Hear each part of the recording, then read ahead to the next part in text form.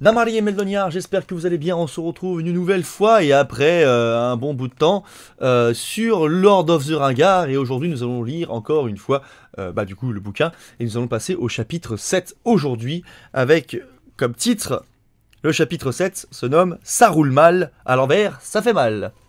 Alors ça roule mal pour le jeu de mots avec Saruman, voilà. Salut Yoda, salut Rafa Naruto, bienvenue à toi. Je veux en investissement, je regarde très peu tes lives tes lives et rediff YouTube, c'est surtout sur TikTok que je suis régulier. D'accord. Bah après YouTube, c'est vrai que maintenant les gens ils sont de moins en moins, ils sont toujours très présents, mais YouTube perd un peu en vitesse, effectivement. Balin est vraiment mort à coups de flèche car il regardait son reflet dans l'eau. Je crois, oui, je crois me souvenir effectivement que Balin est mort blessé comme ça parce qu'il regardait son reflet dans l'eau. Je crois que c'est possible. Je crois que c'est ça. Ouais. Coucou YouTube, coucou maman, regarde, je passe à la télé. Con. Donc du coup, on est parti et ceux qui veulent écouter l'histoire avec un fond sonore en plus, venez sur le Twitch. Le lien est sur mon profil et sinon, vous tapez Galethorn, comme sur tous les réseaux en fait. Donc nous sommes partis pour la lecture du chapitre 7. Chapitre 7, ça roule mal, à l'envers, ça fait mal. Qui devrait être assez grand, effectivement. Et parti. La dernière fois, on s'était quitté avec justement les cavaliers du Rotan, je crois, le chapitre 8, le chapitre 6, c'était quoi déjà? Je regarde ça, je sais même plus c'était quoi. C'est ça, c'était les cavaliers du Rotan, donc les cavaliers du Rohan. Ah, et du coup, bien entendu, YouTube, si vous voulez être tenu au courant des prochaines vidéos et rediffusions de la chaîne du Twitch ou des prochaines vidéos, abonnez-vous et appuyez sur la cloche pour être au courant des dernières vidéos. Et n'hésitez pas à commenter, partager les vidéos, mettre un pouce, bien sûr, tout ça participe au référencement. Donc si vous voulez me donner beaucoup d'amour, faites du référencement. Ouais, je sais, vous entendez ça tout le temps, mais c'est ce qui fait quand vous vous en rappelle et que vous le faites sur YouTube. Vous avez l'habitude d'entendre tout le monde le faire, faites-le, c'est important. Merde. Voilà. Et le Twitch, lâchez un sub. Ou un follow. Et sinon, si vous voulez, vous pouvez aussi me soutenir de façon pécuniaire sur Utip, je rappelle, sur Utip, donc dans la description les gens. Et Twitch, vous, c'est en faisant des dons, ou juste sub, ou juste en partageant, ne serait-ce que le live, voilà. Ça aide au référencement, c'est important. Et YouTube, vous étonnez pas pourquoi j'ai le bonnet de Grogu sur la tête, c'est simple, c'est parce qu'il y en a un dans le chat qui m'a dit de mettre un chapeau. Et comme du coup je suis en train de lire, j'ai pas envie de me mettre un truc lourd, du coup j'ai mis Grogu. Grogu. Yeah. On est parti. Chapitre 7, ça roule mal, à l'envers, ça fait mal. Les pépiements plaintifs des oiseaux du matin réveillèrent Dégolas, qui regardait le soleil d'un air embrumé. Il regarda autour de lui et vit que toute la compagnie était endormie, à l'exception de Grande Paf, qui jouait nonchalamment au solitaire sur un jetli assoupi. On peut pas mettre un valet sur un roi, c'est de la triche, prévint l'elfe. Par contre, je peux te mettre ma main dans la fiole, contra le vieux conjurateur spirituel. Alors pourquoi tu ne partirais pas construire un coucou ou faire ce que tu fais d'ordinaire de ton temps libre? Je médite. Mais l'elfe regarda le magicien, de façon bienveillante. Ils étaient restés assis la moitié de la nuit à écouter le récit de Grande Paf, à propos d'errances étranges et d'actes valeureux. Des récits empreints du courage et de l'astuce de Grande Paf, confrontés à des ennemis innombrables. Des récits dont il était évident pour tous qu'ils n'étaient qu'un ramassis de mensonges et hontés.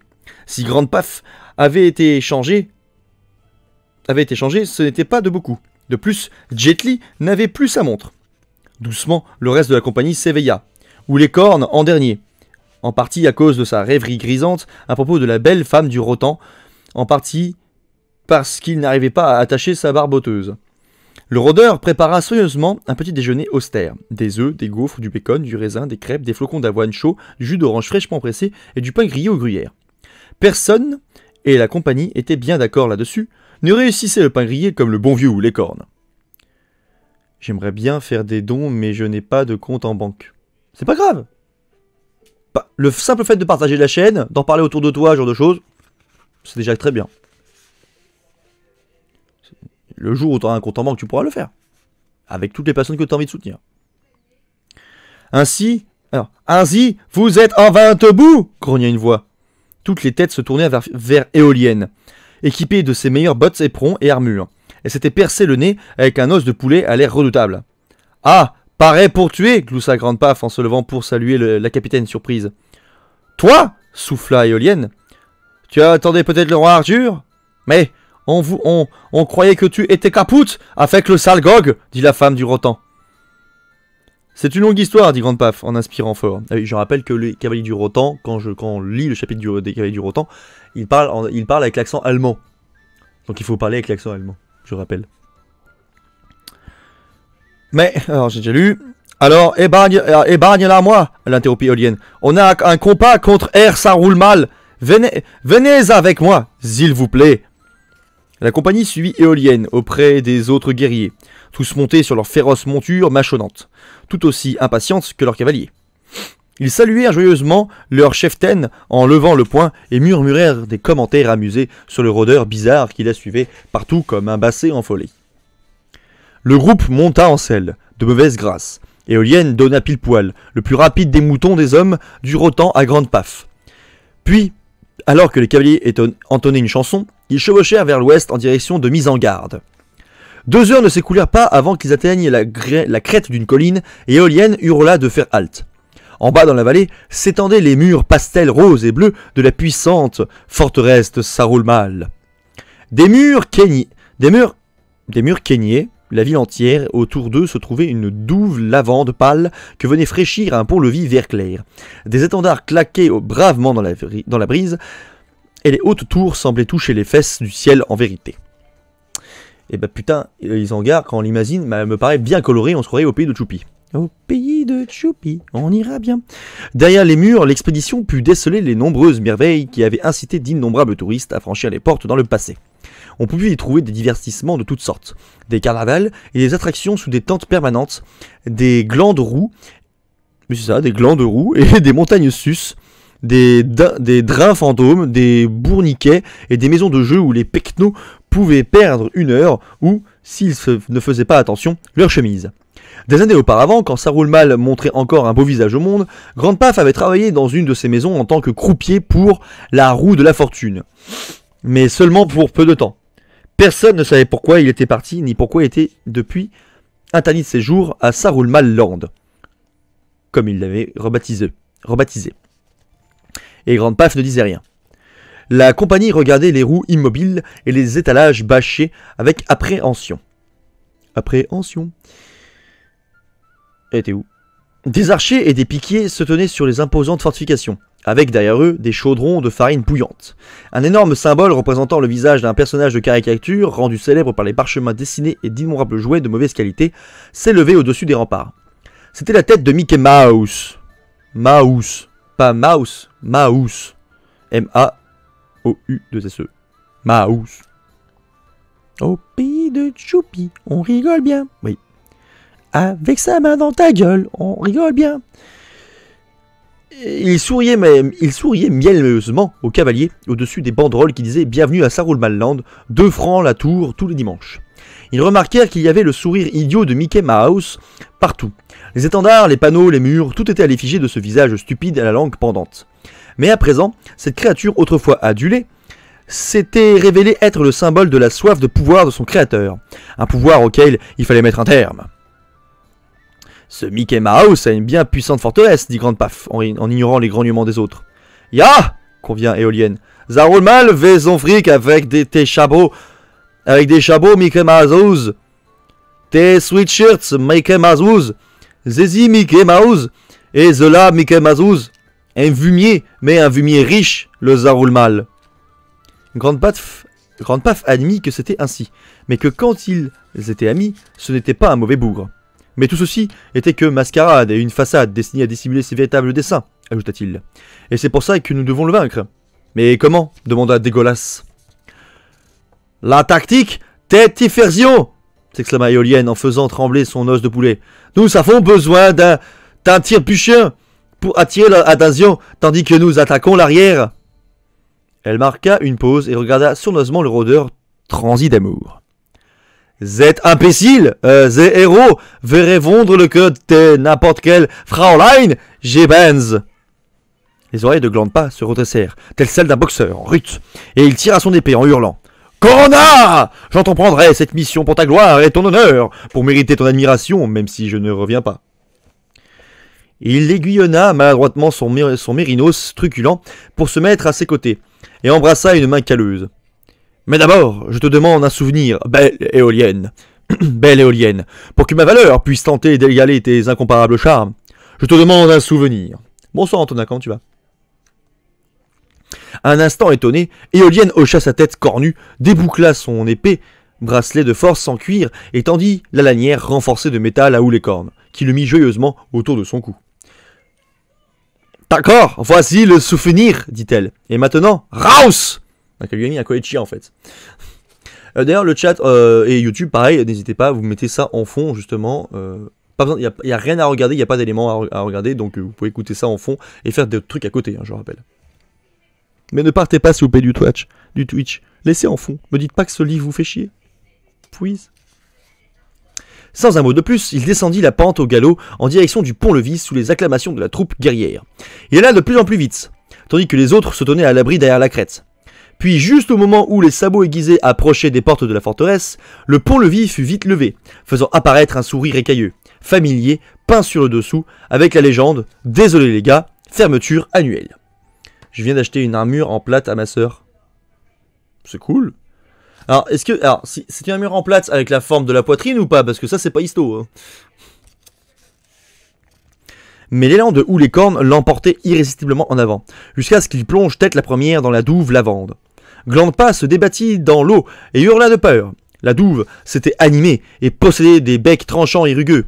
De grandes tortues faisaient claquer leurs mâchoires et se massèrent sur les rôdeurs qui étaient en train de se noyer, et des archers qui remarquèrent le chahut pour la première fois commencèrent à bombarder le cinglé au jugé.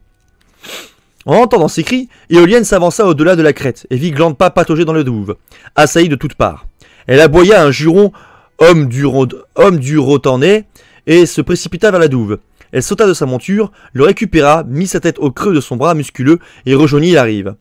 Puis, sous les yeux impressionnés des autres, elle se releva dans les 50 cm d'eau et galopa se mettre en sécurité, deux mérinos criblés de flèches et trempés sur les talons.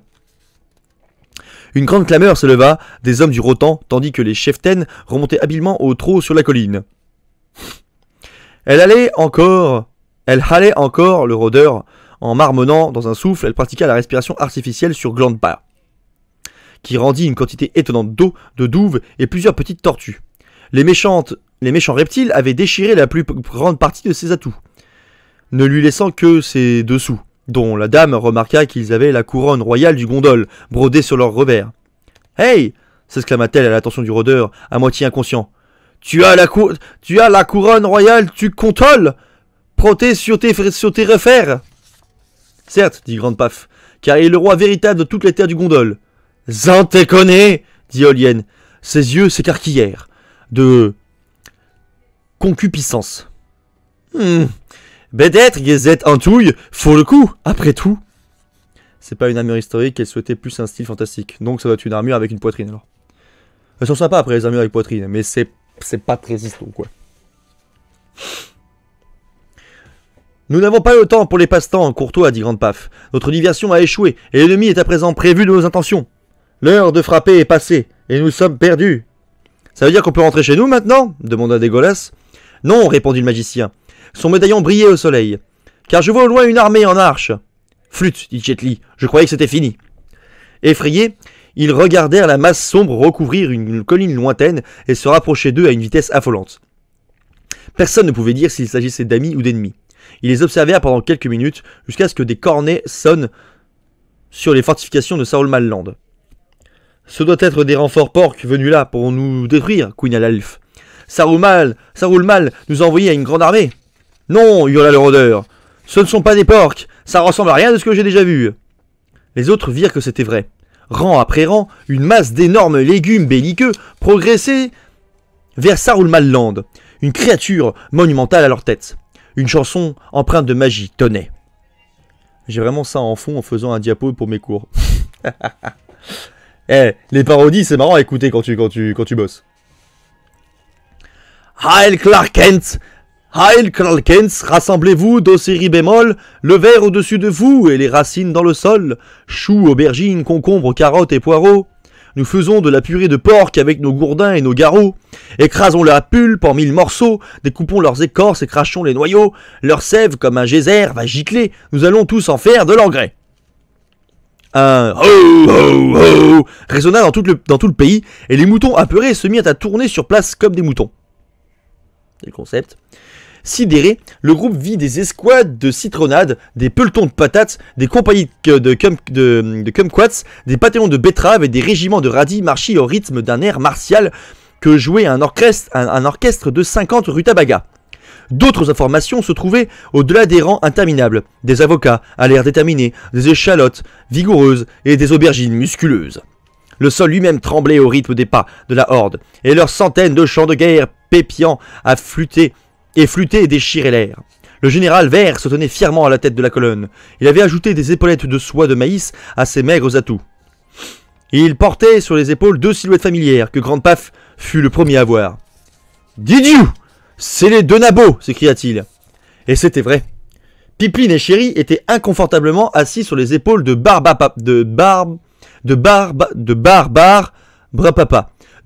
Papa. Et tous deux adressaient des gestes frénétiques à Grande Paf et aux autres. Alors, je pense que vous aurez compris. C'est les Ents qui débarquent avec Merry et Pipin. Et Sylve Barbe qui s'appelle Barbar Papa. Putain, il est chiant à dire. Les acres de Reykholt marchèrent directement sur la forteresse de Saruman-Land et se mirent en formation de combat. Grâce à une lentille prêtée par Éolienne, où les cornes vit les porcs consternés, d'abord bouche bée, puis se précipiter en toute panique sur les remparts. « Ho, ho, ho !» tonna le géant. « Sache, Saruman, que les Clark Kent sont devant toi !»« Les Clark Kent Les Clark Kent Rends-toi, ou on fait de toi de la buitonie !» Il n'y eut d'abord aucune réaction venant de la forteresse. Puis une grosse voix répondit au géant. « Prrrr » dit-elle en faisant trembler le sol. « Si je comprends bien, dit le géant, tu veux te battre !» Sans un mot de plus, le géant partit rejoindre ses rangs, à grande enjambée, et commença à aboyer des ordres à ses partisans qui lui obéirent rapidement, en courant ici et là pour dresser leur formation et leur machine de guerre. De grandes pastèques mi-marchaient, mi-roulaient jusqu'au bord de la douve, suivies par d'énormes patates qui sautaient lourdement par-dessus elles, lâchant une volée mortelle de pépins afin de ratisser les remparts des porcs. Les porcs tombèrent comme des mouches, tandis que les spectateurs de la colline applaudissaient sauvagement. Puis une colonne de patates douces traversa la douve en ignorant les flèches qui s'enfonçaient profond dans leur pulpe. La moitié se noya dans des eaux infestées de tortues, et les patates germèrent, développant de longues vrilles tournoyantes qui escaladaient la surface du mur, en s'enroulant autour de toutes les aspérités. « Bonjour, bonjour, Dineding, comment tu vas? Viens sur Twitch. » Les vignes servaient d'échelle aux hordes de commandos concombres, qui se hâtaient pour aller à la rencontre des défenseurs. Simultanément, le géant disposa une gigantesque catapulte à roues et l'aligna vers le mur. « Gaz moutarde !» Alors je leur fais « Gaz moutarde !» cria Éolienne qui avait deviné son plan. Les spectateurs étonnés surent rapidement ce que la femme du rotan avait voulu dire, car 3 compagnies entières d'échalotes suicides firent leur apparition et se mirent à s'entasser dans la grande cuillère de la catapulte. Une fois la corde relâchée, ces oignons de 2,50 m s'élevèrent avec un grand arc au-dessus des murs et dégagèrent un énorme nuage de brouillard âcre en s'écrasant à terre. Par la lunette, le groupe vit les porcs s'essuyer fiévreusement les yeux avec des mouchoirs noirs de crasse. Des balistes de kumquats kamikazes faisaient pleuvoir la mort sur les barricades, et des détonations assourdissantes de pop-corn aéroportés renversaient les parapets sur les têtes des hommes de main de Saruman. Quel beau bordel. Néanmoins, les porcs répliquaient encore, désespérément, et leurs longues lames brillaient et dégouliнаient de chair ultra-vitaminée. Les remparts étaient jonchés de persil haché, d'oignons coupés en cubes et de carottes râpées. Des fleuves de jus, de tomates écarlates couraient sur la pierre et une salade spectrale flottait dans la douve. Voyant que l'issue des combats sur les murs n'était pas décidée, le grand chef vert ordonna que l'on amène une autre grande arme, une citrouille de la taille d'un berlier. Acquiesçant à ses ordres, les imposants cucurbitacés traversèrent la douve en grand fracas sur les dépouilles de leurs camarades, truffés de flèches. Le grand guerrier jaune se tenait devant le pont-levis, relevé, et commença immédiatement à lancer son énorme carcasse contre lui. Le mur entier trembla. Il s'écrasa encore et encore contre la porte, tandis que les défenseurs frénétiques déversaient des cuves de flocons d'avoine fumant sur les attaquants. Ébouillanté, mais pas démobilisé, la brave citrouille recula de plusieurs mètres, prit un ultime élan, puis se lança contre la porte, à toute berzingue. Il y eut un bruit de craquement titanesque, et la porte sembla exploser dans une volée d'échardes et d'éclats de bois. La citrouille, sonnée, recula en chancelant, haussa ses larges épaules rondes, et se sépara en deux. Pauvre citrouille. Des pépins en sortirent et se mêlèrent au jus pressé encore chaud de leurs frères guerriers. Pendant un instant, tout fut silencieux. On se croyait dans Sausage Party, bordel. Puis, dans un grand cri, tous les Clark Kent se ruèrent dans la fortification en ruine et s'engouffrèrent dans la ville. Les hommes du Rotan les suivaient en même temps que la compagnie, tous impatients de venger son valeureux trépas. À l'intérieur des murs, les derniers assauts furent brefs et sanglants. Jet Li chantait vigoureusement en frappant les porcs blessés et en démembrant leurs cadavres. Inertes et sans défense. Où les cornes et dégueulasses se débarrassèrent vaillamment de nombreux ennemis, vigoureux en les attaquant par derrière. Et Grande Paf les encourageait chaleureusement, leur donnant d'excellents conseils. Bien à l'abri derrière un parapet effondré. Mais ce fut la dame du Rotan et ses potes qui emportèrent les honneurs de la journée, en détruisant les porcs restants. Où les cornes chercha éolienne dans la mêlée, et la vie éminçait joyeusement un porc qui faisait au moins la moitié de sa taille, en chantant une vieille chanson à boire des hommes du Rotan. Elle le vit lui faire signe timidement. Elle sourit, lui fit un clin d'œil et lui lança un objet rond. « Hey, le roi, chobe !» Le rôdeur rattrapa maladroitement le souvenir. C'était la tête d'un porc. Sa dernière expression était celle d'un extrême ennui. le machin est en train de crever. Je me fais chier. Le combat se termina enfin. Et les amis, si longtemps séparés, se rejoignirent en courant et se saluèrent joyeusement. « Joyeuses salutations !» cria Pipine et Chéri. « Pareillement, et plus pour vous, je parie !» dit Grande Paf en étouffant un bâillement de reconnaissance. « Salut, compagnon, heureuse rencontre !» salua Dégueulasse. « Puissent vos problèmes de pellicule être à jamais oubliés. » À boire. Ok, alors dans ce cas, très bien, le chat, je vais aller me chercher un truc à glouglou, parce que j'ai plus rien à boire. Coupure pub. Le chat me demande d'aller me chercher à boire. Et ben ça tombe bien, je vais me remplir mon verre de flotte.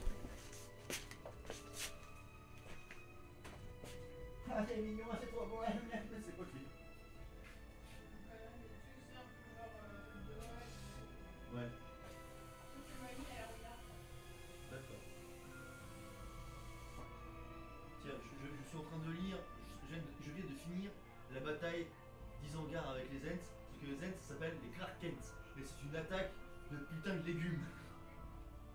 C'est n'importe quoi.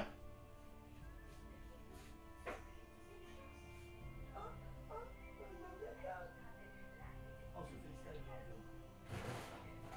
Là, je viens de faire péter le trou du cul. Putain, avec bizarre. Mon glaçon. Mon cogou. Ah, mes glaçons.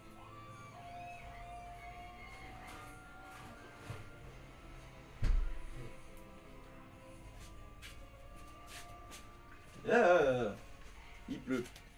Alors le chat, alors du coup, je vais pisser. Je reviens.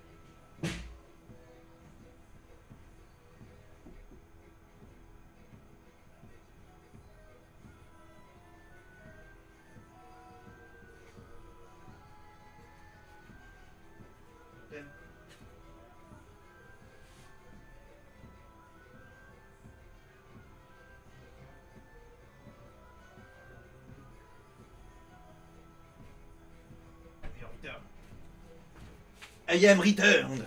Oh non, monsieur Chi. Monsieur Chat. Monsieur Chat. Tu peux. Pouc. On est de retour pour la suite de la lecture du bordel. D'abord, bien sûr, on m'a dit à boire, donc à boire. Bonjour Nolan, bienvenue à tous, bonjour à toi et viens sur Twitch, camarade. Voilà. Un peu d'eau. Merci le chat de prendre soin de moi. Effectivement, la lecture, c'est fatigant. Alors. On va remettre ça sur la tête. On va remettre le casque. Pic. Pic. Et. Pic. Et voilà. Alors ça, c'est la partie que je vais garder pour tout à l'heure.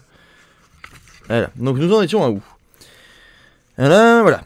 Salut compagnons, heureuse rencontre, salut à dégueulasse, puissent vos problèmes de pellicule être à jamais oubliés. Jet Li boita jusqu'aux 2 grosses bites et se força à sourire.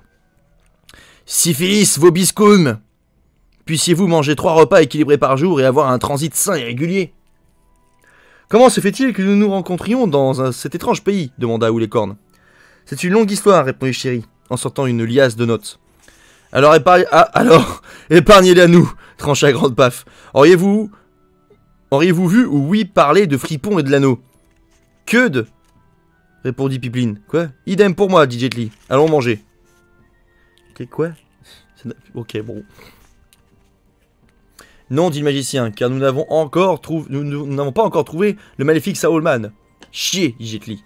L'heure de déjeuner est passée. Accompagné de Barbe Papa et d'éoliennes, la compagnie se mit à la recherche du magicien maléfique. Une rumeur courait selon laquelle Saruman et son répugnant compagnon, Gribouille langue de pute, auraient été vus à mise en garde. La plus haute tour de Saruman Land, célèbre pour son restaurant rotatif situé au sommet. Il est là-haut, dit un céleri. Il a bloqué les ascenseurs, mais ses carottes sont cuites quand même. Ho, ho, ho, observa le géant. La ferme, ajouta Grande Paf. Loin au-dessus, ils virent le restaurant circulaire, rotatif et son enseigne lumineuse. Le meilleur, c'est chez Saruman. En dessous, une porte s'ouvrit. Une silhouette apparut à la balustrade. Das ist lui, cria Éolienne. Son visage ressemblait beaucoup à celui de Grande Paf, mais ses vêtements étaient étranges. Le magicien portait un long juste au corps, rouge pompier, et une grande cape de satinette noire. Des cordes noires étaient collées sur sa tête, et une queue fourchue était attachée sur ses fesses. Il portait une fourche en aluminium, et était chaussé de mocassins fendus en cuir verni. Il éclata de rire à l'attention de la compagnie. Ah ah ah ah! Descends donc! Elle a où les cornes? Et viens chercher ton dû! Ouvre ta porte et laisse-nous entrer! Nenni! Cacta Saruman. Pas pour toutes les barbes du monde! Réglons plutôt ceci comme des gens sensés et raisonnables. Schweihund! On veut ta peau! Hurla Éolienne. Le magicien maléfique recula en faisant semblant d'avoir peur, mais revint vers le bord et sourit. Sa voix était apaisante et mélodieuse, dégoulinante de douces intentions, tel un robinet de caramel. La compagnie était captivée par ses paroles sucrées. Sucré-salé.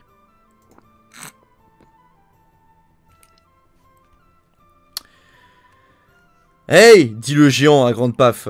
Ce type en a dans le citron. Pas étonnant qu'il ramasse autant de blé. Oh merde, j'ai raté le passage d'avant. Récapitulons, continua Saruman. Me voilà, avec mon petit souci de gagner modestement et honnêtement ma vie à la sueur de mon front. Soudain, des concurrents fusionnent, s'abattent sur les avoirs de ma société et tentent de m'éconduire du marché. Vous avez mis la main sur mes liquidités et invalidé mon personnel affecté au petit marchandisage. C'est un cas limpide de concurrence déloyale. Hey, dit le géant à Grande Paf, ce type en a dans le citron, pas étonnant qu'il ramasse autant de blé. Boucle-la, convainc Grande Paf. Écoutez, j'ai une offre à vous faire, dit Saruman. En faisant remuer la pointe de sa queue... Saruman en faisant remuer la pointe de sa queue. Et bien que l'idée ne me plaise qu'à moitié, j'ai pensé la présenter à la corbeille pour voir si quelqu'un lève la main. D'accord, je reconnais que je voulais une part du gâteau, mais c'est ce maléfique sale con qui veut tout le dessert. De mon point de vue, nous formons une nouvelle organisation au sein de laquelle je cède un droit de contrôle sur Mickey Mouse et ses filiales, contre ma position de cadre et des dividendes annuels sur tous les vieux anneaux que nous rencontrerons en route.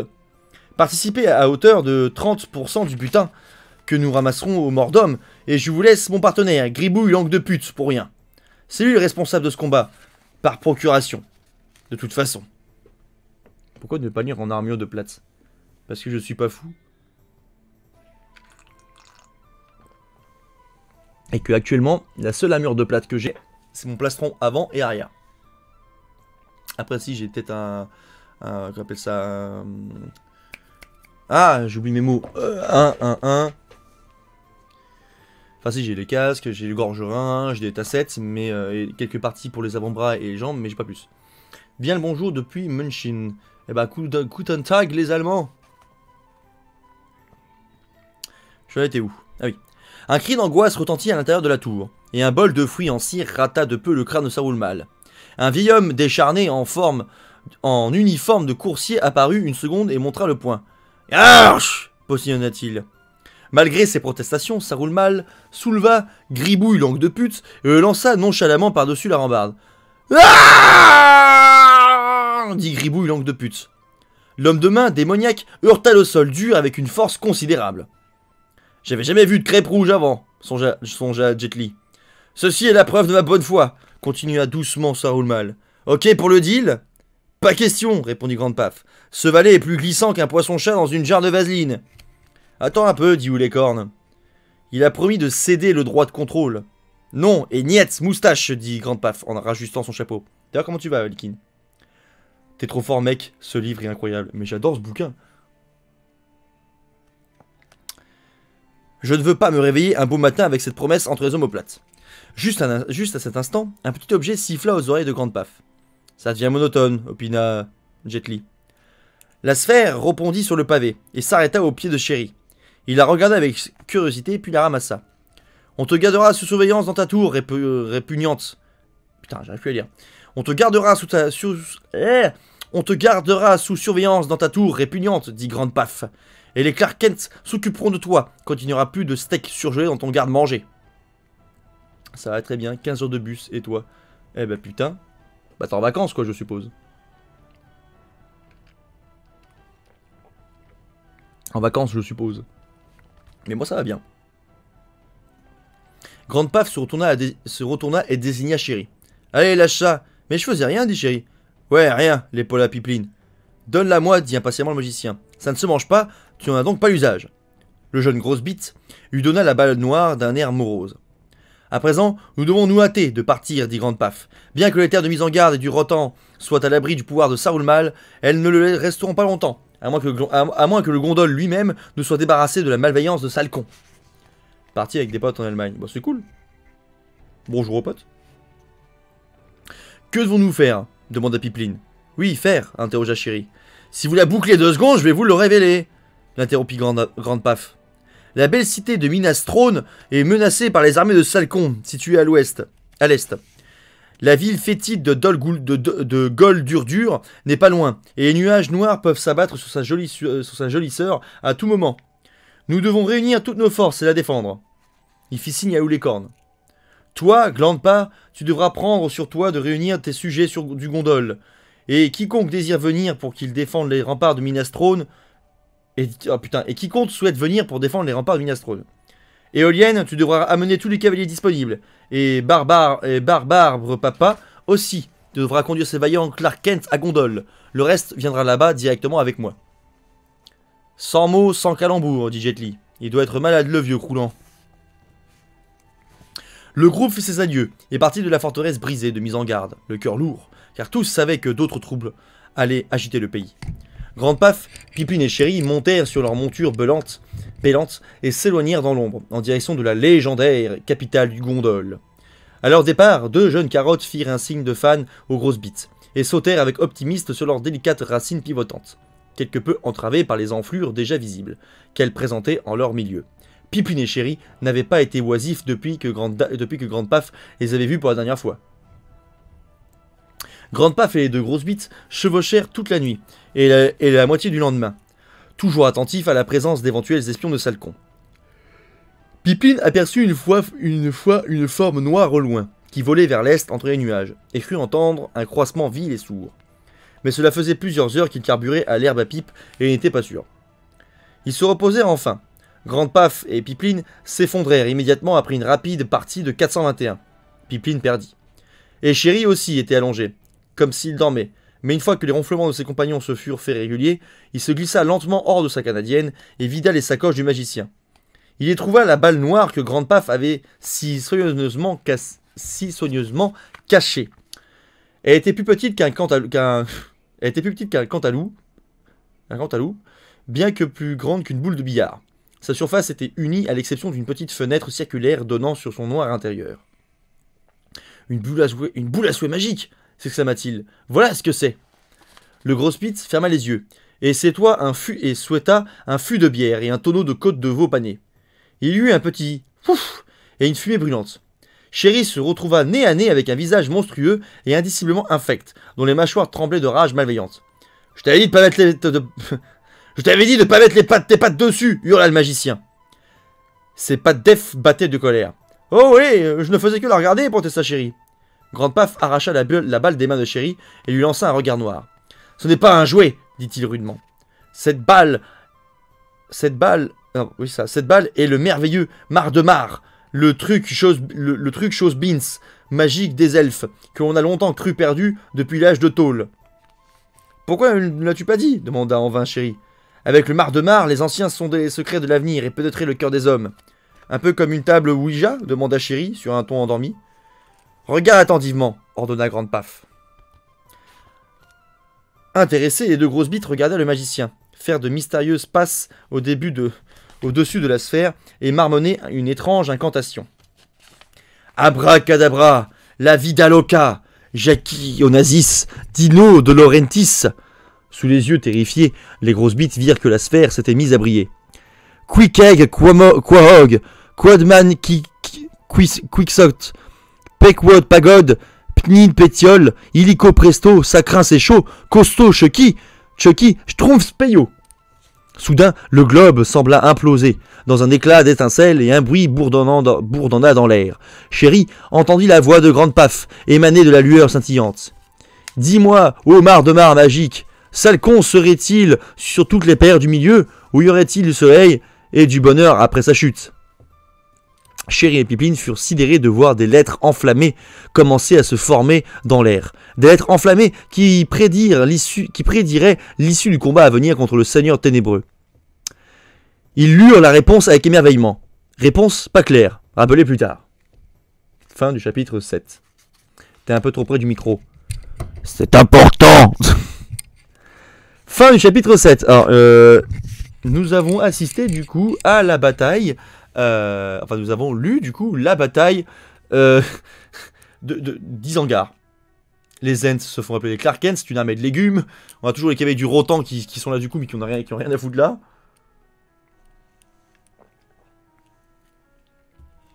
Comment dire que ce chapitre était relativement drôle. Alors, je pense que j'ai peut-être eu un peu de mal à lire. Dites-moi en commentaire si ça allait quand même. Le chat pareil, dites-moi si ça allait à peu près, parce que j'ai l'impression d'avoir un peu bégayé plus d'une fois d'ailleurs. Bon, la fatigue aidant. Tout ça. Et du coup, moi, YouTube, venez, on adapte ce livre au cinéma. Putain, mais ça adapté au cinéma, ça serait énorme. Ou même juste adapté en BD.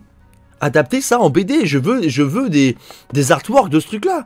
S'il y a des gens parmi vous sur YouTube ou dans le chat qui aimaient dessiner, servez-vous des descriptions que je fais sur les lives ou les rediffs, ou alors achetez le bouquin. Je veux absolument voir ça.